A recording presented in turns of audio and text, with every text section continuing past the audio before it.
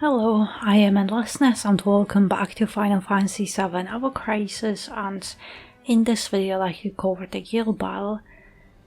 But yeah, another month on our guild battle, and at this point I am actually wondering if they're intentionally spamming us with Odin and are trying to make us hate him, because Odin event, Odin escalation, and now Odin guild battle, and soon Odin summon.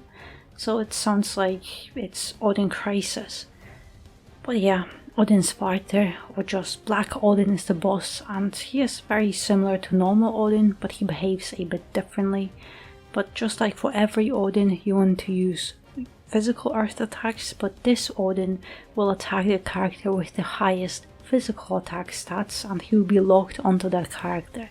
So that means you don't want your main DPS to have the highest physical attack stat. And also, here's where that Quake X material becomes very useful, because you can put it on your main DPS character to lower their physical attack stats, while that's earth points, you will compensate for that. So that means you aren't losing any DPS at all. And instead you want to boost your tank character's physical attack to manipulate Odin to focus on them instead. And I really recommend boosting physical defense on the character who will be tanking those hits. And of course in the battle you can switch between offensive and defensive stance, but you'll also be losing precious seconds having to switch back and wait for that max stance to not lose DPS or ADB. And Angel with his Odin costume will be of course very useful here, especially if you have Stalwart Integrity to get that extra high physical defense buff. For more survivability, and Reprieve will make it a little bit easier for him to survive and safer, because well, at the beginning of the battle Odin will be tickling you. Near the end of the battle Odin's attacks will actually be doing a lot of damage, even with physical defense buffs and high PDEF stat. It also seems that Stage 6 is a permanent addition, but what's weird is that apparently they have kept the same scaling, so that whales and krakens can one-shot Stage 5 while dealing around 50-60% damage on Stage 6. And sure, of course they have mentioned that this ranking will be harder. Odin definitely is a lot harder than the previous boss, but with the scaling, the issues from the previous ranking remain. And also in my guild I'm one of the weaker players, so I mostly focus on mocking lower stages. And here, to be honest, I haven't even tried the higher stages myself, but I have seen that Odin is really relentless there. As for the armory, this time Cloud and Key Sith weapons are featured, and of course the armory level depends on your account progression and how far you have overboosted your weapons. But since it's Cloud, I am rather lucky because I am focusing on Cloud and Seth weapons, so I am in a rather good spot here.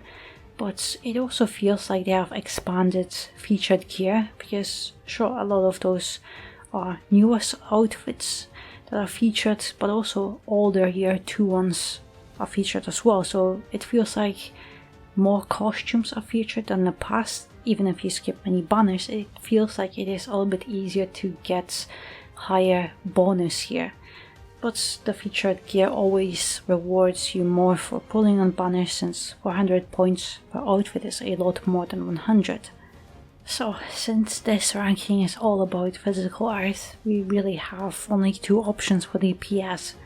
It's either Yuffie or now the newest Odin Tifa, because we quite literally don't have any other characters with physical earth weapons other than Angel, but he is a tank, and with his Odin outfits it feels like he is the best tank option, and you could also equip with him other different weapons depending on how you have built the rest of your team.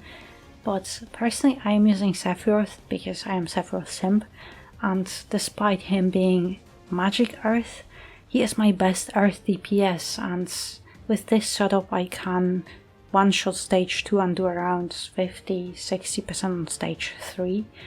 Yes, it is a very unconventional team, as magic is less effective since armory boosts your physical attack a lot, but it's the best I have.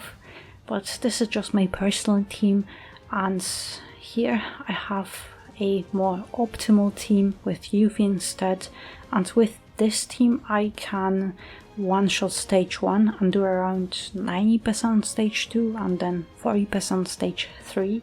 But I also don't have any outfits for Yuffie or her limited weapons, so it's just her big PP earth weapon and nothing else. But of course Yuffie with Arcanum and then either her limit break weapon or exploit weakness would do much better here. But of course the ideal DPS here is Odin Tifa, without a doubt, if you pulled on that banner of course. And as for Aerith, if you have Camera to buff physical attack and Baharot for heals and buff physical defense, then you could have Angeal with another weapon to help doing DPS or debuff physical defense. But of course, since I don't have Camera, I have Angeal debuffing earth resistance and then buffing physical attack, while Aerith is debuffing physical defense with Flora Wand. Aerith has Bahamut outfit with any summon for some extra damage, Baharot for heals, Flora Wand to debuff physical defense, and of course you could use Sun Umbrella, but I'm just using this one because it costs 3 AB instead of 4. Then Princess God, Debrave to debuff Odin's physical attack, single target cure for Angeal, and just a stat stake. And then in sub-equipment slots, just weapons to buff Yuffie and a yield weapon with physical defense for allies. Angeal has Odin outfits with any summon for extra damage, Greatsword Morwan to debuff earth resistance, and then Stalwart Integrity to buff physical attack and defense, ultimate weapon Quake Materia and 2 physical attack stat stakes. And then in sub-equipment slots Angeal has Ceremonial Sword to max out his physical attack and 2 weapons with attack for allies, because I don't have any more weapons with physical attack for allies. Lastly, Yuffie has Gear Voucher outfit with Titan, Hawkeye for DPS and Razor Ring for Earth Potency, ultimate weapon and 3 Quake X stat stakes.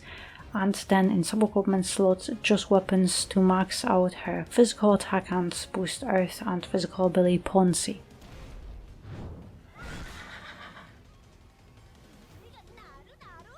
Alright, stage 1 with Yuffie. So, the usual, just start the battle applying buffs and debuffs. But also wait for that max stance, just don't sit on EB. But wait for that, otherwise you are just losing DPS because you are missing those boosts. But also Aerith, unless you have Camera, then it's different, but my Aerith doesn't have any buff debuff extension on her, and it's painful because she has her buffs and debuffs have no duration. I just have to keep reapplying them the whole time, and this is jarring because in this setup Angeal has Stalwart Integrity and it has some buff debuff extension on it, so his buffs are actually better than Aerith's because they last a little bit longer. Alright, my buffs are about to expire, but just pay attention to your buffs and debuffs. So if you see that they are flashing, keep reapplying them, because it will just benefit you in the long run, because you'll do more damage. And also, because you have overspeed, you can activate it anytime. And I see that Earth flashing. So Earth resistance down, and well, we're back. But actually, I might not have to use summon here, maybe. Yeah, actually, I won't have to. But yeah, that's stage 1, at least with a much more accessible team. Even though Sephiroth also is rather accessible, since Blue Bramble is a normal gacha weapon, not a limit break one, or limit. But yeah, Yuffie is much better, I think, since it's more optimal. But it's nice to see that even without Arcanum and limited weapons, at least stage 1 is more accessible now than it was, for example, on the first guild battle. Alright, stage 3, Yuffie Team. So just start applying your buffs and debuffs. So with Angel this, so Yuffie can do a little bit more damage.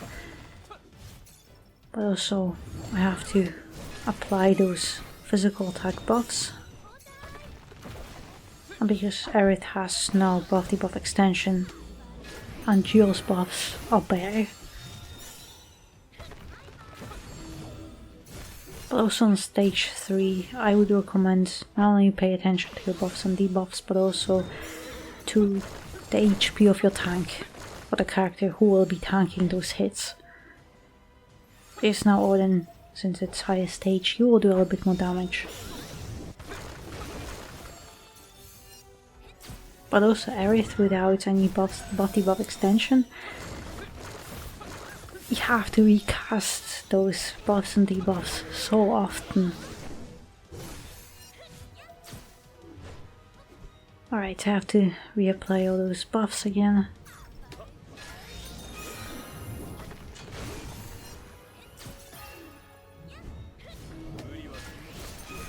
That's alright, let's just continue doing DPS.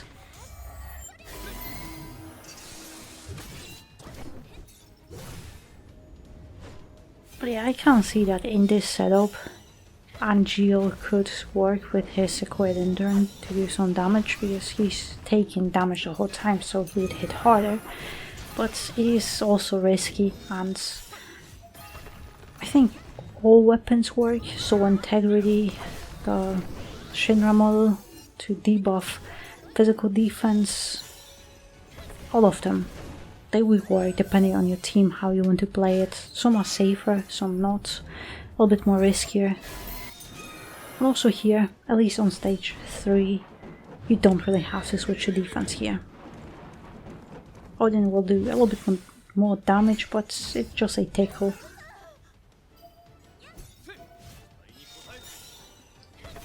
And it's alright, let's just try to do as much as I can here. Maybe. And it's alright, just summons.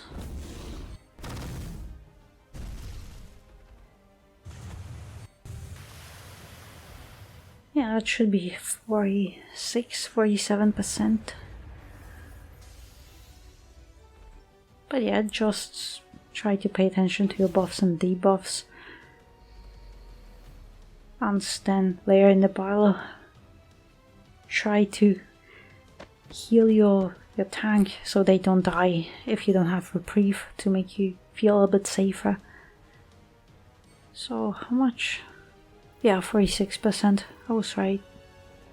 Aerith has Bahamut outfit with any summon, Crimson Staff to buff Sephiroth, Baharud to buff physical defense, Princess Guard, Debright, single target Cura, and then Bravery to buff Angel. And in sub-equipment slot, just weapons with all allies' abilities and skill weapon with physical defense for allies. Angel has Odin outfits with any summon for some extra damage, Sequoia Endurance for some small PP earth damage, Sword Integrity to buff physical defense further, and also buff Angel's physical attack a bit, ultimate weapon, and then 3 physical attack stat sticks.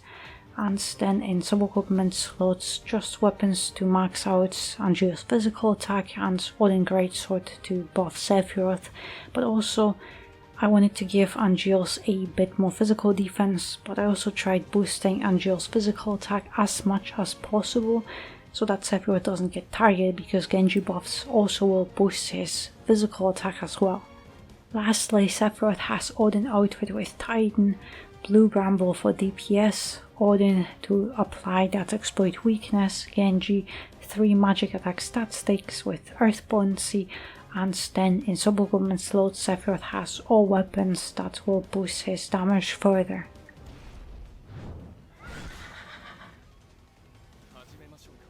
So, the usual starter, just like in every battle, you want to start with applying your buffs and debuffs while you are waiting for your max stance. So just some attack buffs, Crimson, and now the DPS might start. Right, deep breath here, and also Genji. And Sunshield doesn't really do much DPS, but it's always something.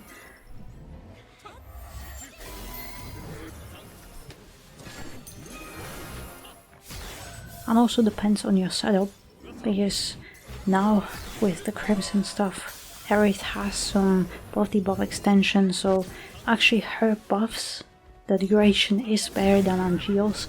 So in this case, in this setup, it's better that Aerith buffs before Angeal, for that better duration. But in this battle, essentially what you want to do is pay attention to your buffs and debuffs if they are active, so they don't expire without you noticing, and just continue doing the PS. But so far it is still fine, but slowly over time Odin starts doing a bit more damage, so now it's noticeable.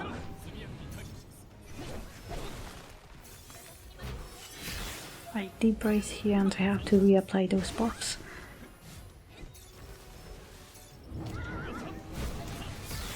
But also with Angeal it is a little bit tricky, because his weapon, the way it works is the less HP Angeal has, the harder it hits. So technically it benefits you when he is low HP, but then Store Integrity won't really work, because he needs to be over 70% HP for those physical attack buffs to apply. But also here, as you can see, he's almost dead, but thanks to that reprieve, it's actually a little bit safer. But now, let's do a little bit more damage here. But yeah, Sephiroth, even though it's magic attack, he's still... Oh, actually, I managed to kill without the summon. But yeah, it's all thanks to Sephiroth, which is not ideal, but my Sephiroth is my best DPS. But ideally it would be Yuffie or Tifa. But at least I'm very happy it works. At least I have something. Alright, same opener, since it's the same team. Exploit weakness. And with Angeal I don't really have to do anything yet, so just bravery him. His Aerith buffs last a little bit longer. Genji, and I'm...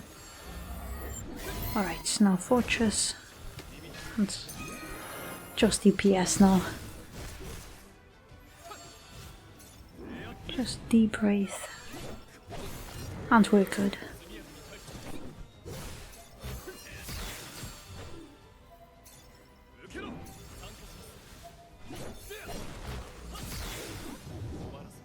And this setup works because Sephiroth debuffs earth resistance, so I don't have to do that with Angeal. But of course, Sephiroth is magic DPS, so it's not ideal here. But if you're in a similar situation where you also choose Sephiroth or prioritize him the most, and you have a similar setup, as you can see, it works, at least on those lower stages. Perfect, one more hit here. And actually I have to reapply Exploit Weakness. And yeah, I know, Andrew almost died. I'll be fine.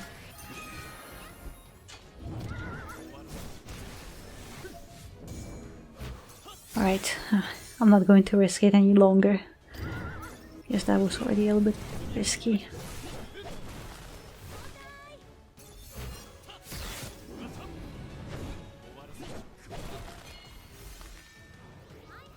Alright, and Tetsuken here.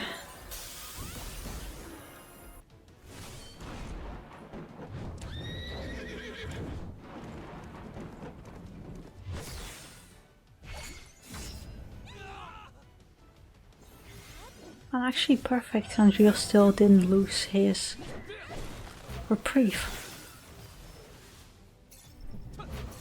Maybe one more. And this.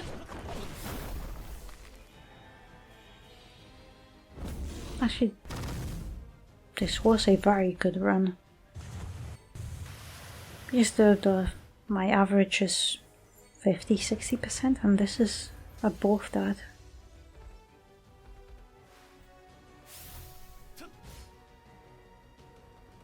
But yeah, I didn't screw up my rotations, because your rotations in those ranking battles, they matter the most, since you're on a time limit. So just try to not screw up. But yeah, that was a good run. But yeah, that's just how I would play those battles, and obviously with my chosen team, when I have Sephiroth or Clouds, I feel most comfortable, and I just know the best how to play them, because I played them the whole time. But yeah, I hope you found my video helpful. I tried to provide two teams, though the one I choose myself, but since it's not the most optimal, I also tried to make an alternative that's more accessible, since Yuffie is free to play, unless you have some of her limited weapons and outfits that's different. But yeah, I hope you found that helpful. So thank you very much for watching, and I hope to see you next one.